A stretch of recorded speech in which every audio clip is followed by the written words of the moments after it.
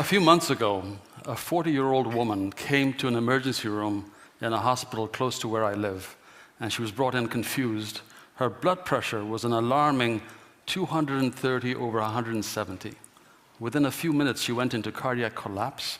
She was resuscitated, stabilized, whisked over to a CAT scan suite right next to the emergency room because they were concerned about blood clots in the lung. And the CAT scan revealed no blood clots in the lung, but it showed bilateral, visible, palpable breast masses, breast tumors that had metastasized widely all over the body. And the real tragedy was, if you look through her records, she had been seen at 4 or 5 other healthcare institutions in the preceding 2 years. 4 or 5 opportunities to see the breast masses, touch the breast mass, intervene at a much earlier stage than when we saw her. Ladies and gentlemen, that is not an unusual story. Unfortunately, it happens all the time. I joke, but I only half joke, that if you come to one of our hospitals missing a limb, no one will believe you till they get a CAT scan, MRI, or orthopedic consult. I am not a Luddite. I teach at Stanford. I'm a physician practicing with cutting-edge technology. But I'd like to make the case to you in the next 17 minutes that when we shortcut the physical exam, when we lean towards ordering tests instead of talking to and examining the patient, we not only overlook simple diagnoses that can be diagnosed at a treatable early stage, but we're losing much more than that. We're losing a ritual. We're losing a ritual that I believe is transformative, transcendent, and is at the heart of the patient-physician relationship. This may actually be heresy to say this at TED, but I'd like to introduce you to the most important innovation, I think, in medicine to come in the next 10 years, and that is the power of the human hand to touch, to comfort, to diagnose, and to bring about treatment. I'd like to introduce you first to this person, whose image you may or may not recognize. This is Sir Arthur Conan Doyle. Since we're in Edinburgh, I'm a big fan of Conan Doyle. You might not know that Conan Doyle went to medical school here in Edinburgh, and his character Sherlock Holmes was inspired by Sir Joseph Bell. Joseph Bell was an extraordinary teacher by all accounts. And Conan Doyle, writing about Bell, described the following exchange between Bell and his students. So picture Bell sitting in the outpatient department, students all around him, patients signing up in the emergency room and being registered and being brought in. And a woman comes in with a child, and Conan Doyle describes the following exchange. The woman says, "Good morning." Bell says, "What sort of crossing did you have on the ferry from Burnt Island?" She says, "It was good." And he says, "What did you do with the other child?" She says, "I left him with my sister at Leith." And he says, "And did you take the shortcut down Inverleith Road to get here to the infirmary?" She says, "I did." And he says, "Would you still be working at the linoleum factory?" And she says, "I am." And Bell then goes on to explain to the students. He says, "You see, when she said good morning, I picked up her Fife accent, and the nearest ferry crossing from Fife is from Burnt Island, and so she must have taken the ferry over. You notice that the coat she's carrying is too small for the child who is with her, and therefore she started out the journey with 2 children, but dropped one off along the way. You notice the clay on the soles of her feet. Such red clay is not found within 100 miles of Edinburgh, except in the botanical gardens, and therefore she took a shortcut down Inverleith Road to arrive here. And finally, she has a dermatitis on the fingers of her right hand, a dermatitis that is unique to the linoleum factory workers in Burnt Island." And when Bell actually strips the patient and begins to examine the patient, you can only imagine how much more he would discern. And as a teacher of medicine, as a student myself, I was so inspired by that story. But you might not realize that our ability to look into the body in this simple way, using our senses, is quite recent. The picture I'm showing you is of Leopold Auenbrugger, who in the late 1700s discovered percussion. And the story is that Leopold Auenbrugger was the son of an innkeeper, and his father used to go down into the basement to tap on the sides of casks of wine to determine how much wine was left and whether to reorder. And so when Auenbrugger became a physician, he began to do the same thing. He began to tap on the chests of his patients, on their abdomens, and basically everything we know about percussion, which you can think of as an ultrasound of its day. Organ enlargement, fluid around the heart, fluid in the lungs, abdominal changes. All of this he described in this wonderful manuscript, Inventum Novum, New Invention, which would have disappeared into obscurity except for the fact that this physician, Corvisart, a famous French physician, famous only because he was physician to this gentleman, Corvisart repopularized and reintroduced the work, and it was followed a year or two later by Laennec discovering the stethoscope. Laennec, it is said, was walking in the streets of Paris and saw two children playing with a stick. One was scratching at the end of the stick. Another child listened at the other end, and Laennec thought this would be a wonderful way to listen to the chest or listen to the abdomen using what he called the cylinder. Later he renamed it the stethoscope, and that is how stethoscope and auscultation was born. So within a few years, in the late 1800s, early 1900s, all of a sudden, the barber surgeon had given way to the physician who was trying to make a diagnosis. If you recall, prior to that time, no matter what ailed you, you went to see the barber surgeon who wound up cupping you, bleeding you, purging you, and oh yes, if you wanted, he would give you a haircut, short on the sides, long on the back, and pull your tooth while he was at it. He made no attempt at diagnosis. In fact, some of you might well know that the barber pole, the red and white stripes, represent the bloody bandages of the barber surgeon, and the receptacles on either end represent the pots in which the blood was collected. But the arrival of auscultation and percussion represented a sea change, a moment when physicians were beginning to look inside the body. And this particular painting, I think, represents the pinnacle, the peak of that clinical era. This is a very famous painting, The Doctor, by Luke Fields. Luke Fields was commissioned to paint this by Tate, who then established the Tate Gallery. And Tate asked Fields to paint a painting of social importance. And it's interesting that Fields picked this topic.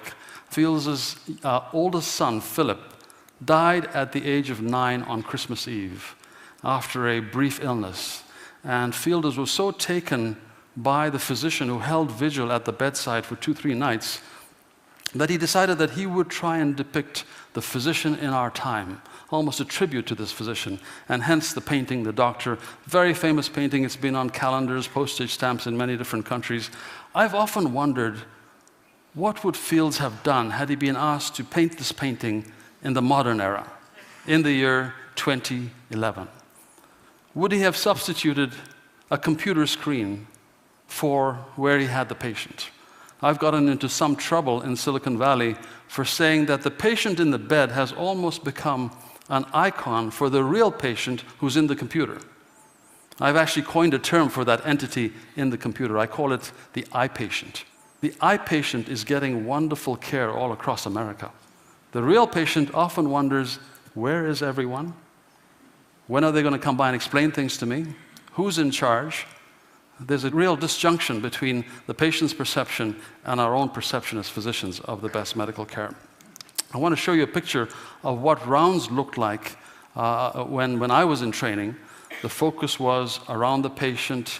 We went from bed to bed. The attending physician was in charge. Too often these days, rounds looks very much like this, where the discussion is taking place in a room far away from the patient. The discussion is all about images on the computer, data, and the one critical piece missing is that of the patient. Now, I've been influenced in this thinking by 2 anecdotes that I want to share with you. One had to do with a friend of mine who had a breast cancer, had a small breast cancer detected, had her lumpectomy in the town in which I lived. This was when I was in Texas. And she then spent a lot of time researching to find the best cancer center in the world to get her subsequent care. And she found the place and decided to go there, went there, and which is why I was surprised a few months later to see her back in our own town getting her subsequent care with her private oncologist. And I pressed her, I asked her, why did you come back and get your care here?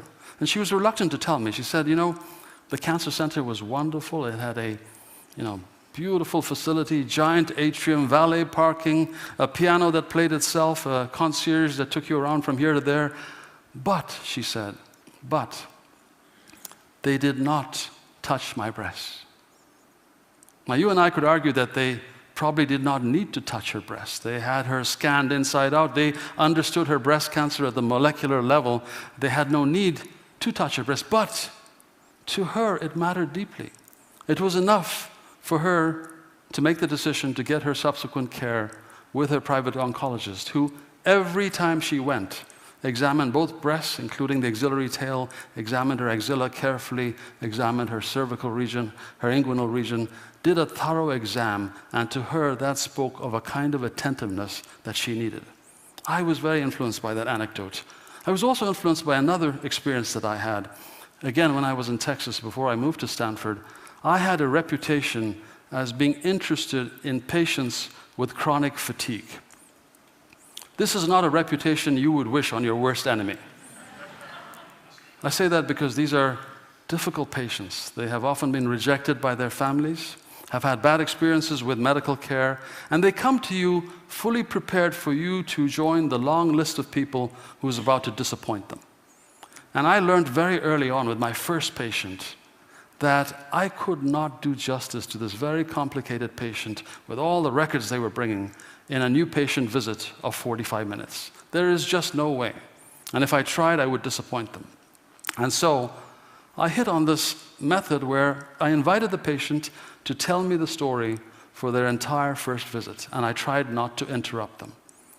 We know that the average American physician interrupts their patient in 14 seconds. And if I ever get to heaven, it will be because I held my peace for 45 minutes and did not interrupt my patient.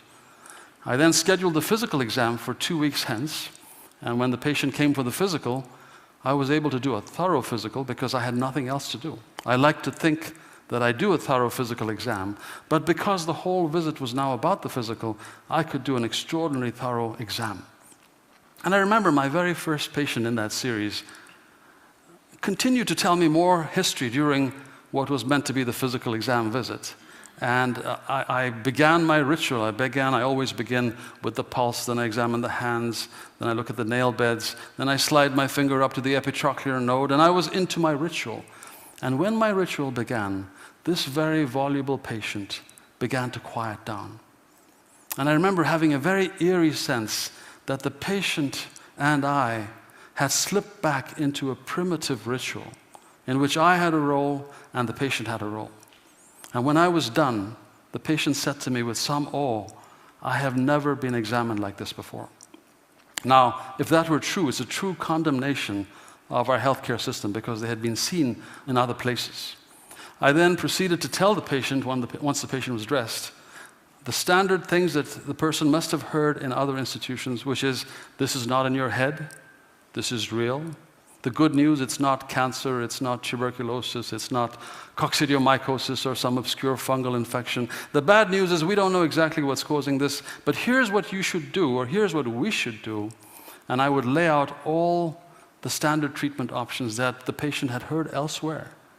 And I always felt that if my patient gave up the quest for the magic doctor, the magic treatment, and began with me on a course towards wellness, it was because I had earned the right to tell them these things by virtue of the examination. Something of importance had transpired in the exchange. I took this to my colleagues at Stanford in anthropology and told them the same story. And they immediately said to me, "Well, you are describing a classic ritual." And they helped me understand that rituals are all about transformation. We marry, for example, with great pomp and ceremony and expense to signal our departure from a life of solitude, misery, loneliness to one of eternal bliss. I'm not sure why you're laughing. That was the original intent, was it not? We signal transitions of power with rituals. We signal the passage of a life with rituals. Rituals are terribly important. They're all about transformation. Well, I would submit to you that the ritual of one individual coming to another and telling them things that they would not tell their preacher or rabbi, and then incredibly on top of that, disrobing and allowing touch, I would submit to you that that is a ritual of exceeding importance. And if you shortchange that ritual by not undressing the patient, by listening with your stethoscope on top of the nightgown, by not doing a complete exam, you have bypassed on the opportunity to seal the patient-physician relationship.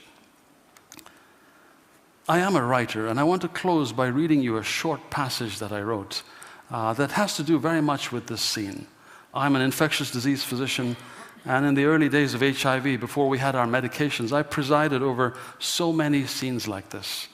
I remember every time I went to a patient's deathbed, whether in the hospital or at home, I remember my sense of failure. The feeling of, I don't know what I have to say, I don't know what I can say, I don't know what I'm supposed to do. And out of that sense of failure, I remember I would always examine the patient.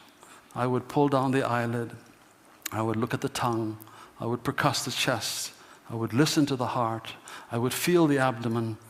I remember so many patients, their names still vivid on my tongue, their faces still so clear. I remember so many huge, hollowed-out, haunted eyes staring up at me as I performed this ritual. And then the next day, I would come and I would do it again. And I wanted to read you this one closing passage about one patient. I recall one patient who was at that point no more than a skeleton encased in shrinking skin, unable to speak, his mouth crusted with candida that was resistant to the usual medications. When he saw me on what turned out to be his last hours on this earth, his hands moved as if in slow motion, and as I wondered what he was up to, his stick fingers made their way up to his pajama shirt, fumbling with his buttons.